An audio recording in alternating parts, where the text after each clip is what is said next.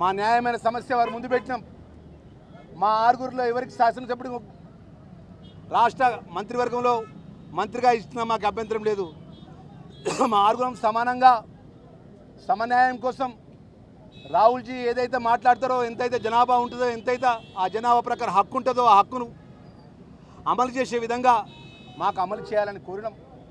ఈరోజు దేశంలో పేదవాళ్ళకు కానీ, అట్టడుగు వర్గాలకు కానీ, బలహీన వర్గాలకు కానీ, షెడ్యూల్ క్యాస్ట్ దళిత వర్గాలకు సామాజిక న్యాయం చేసే ఉన్నది అంటే అది కాంగ్రెస్ పార్టీ ఒకటే. నిజమైన సామాన్య కార్యకర్త, ఒక మాదిగా కుల బాంధవుల పక్షాన ఒక ప్రతినిధి ఉండాలని చెప్పి మా ఆరుగురు మా యొక్క శాసనసభ యొక్క మనవిని మన్నించి ఈరోజు అవకాశం ఇచ్చినందుకు జన్మాంతరం రుణపడి ఉంటా అన్న. ప్రోటోకాల్ ముఖ్యం కాదన్న, ప్రజలకు సేవ చేసే భాగ్యం దొరికింది.